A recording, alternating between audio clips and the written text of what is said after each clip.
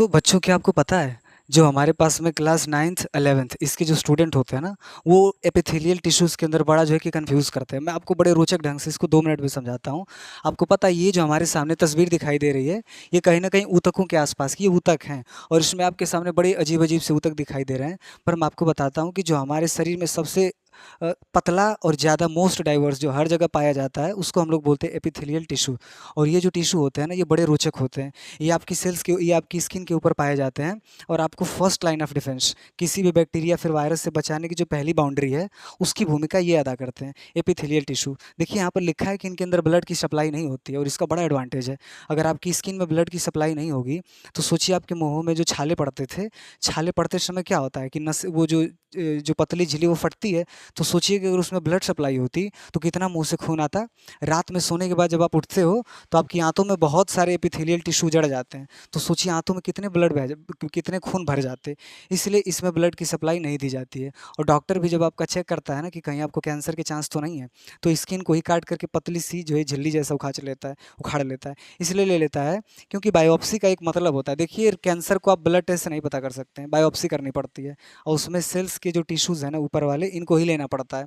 पहले के जो राजा थे, वो यही करते थे। किसी को सज़ा देना होता था तो उसकी चमड़ी उधेड़ दिया और लटका दिया, क्योंकि उस चमड़ी में खून नाम की चीज़ तो है नहीं, तो चमड़ी सड़ेगी भी नहीं, क्योंकि जब ब्लड नहीं होता है ना तो अंग सड़ते नहीं हैं। इसलिए तो कसाई जो होता है वो गर्दन काट करके उसकी एक पाइप बाहर निकाल देता है, ताकि सारा ब्लड बाहर आ जाए और उसके अंदर मांस सड़े नहीं। डॉक्टर भी यही करता है। अब आपको ध्यान से समझना होगा कि यहाँ पर मैं आपके सामने एक रानी की तस्वीर रखा हूँ। इनका नाम है एलिज़ाबेथ बार्थोनी। हिस्ट्री की बड़ी जो है कि ये फ़ेमस रानी रही हैं। बहुत सारे साइंटिस्ट ये मानते हैं ना कि ये जो महिला हम आपके सामने दिखा रहे हैं, इनका नाम है एलिज़ाबेथ बार्थोनी, है ना? चाहे बार्थोरी भी कह सकते हैं। ये जो रानी रही हैं ना, इनको लेकर के लोगों को ये रहा है कि कहीं ये साइंटिस्ट तो नहीं थे, क्योंकि इनके बारे में इतना फ़ेमस है कि 600 से ज़्यादा, है ना?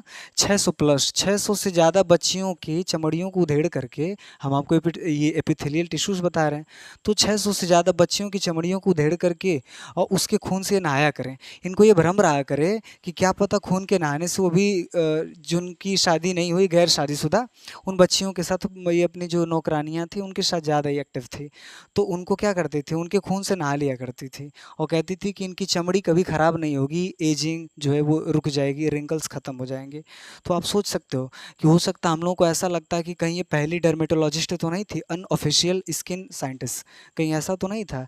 ये विचारधारा लोगों की चलती है, पर हम कहते हैं कि इन्होंने जो किया था वो गलत किया था। पर आप समझिए कि बिना बायोलॉजी के उतनी गहराई जाने कैसे ये अद्भुत स्टेप्स लेने लगी थी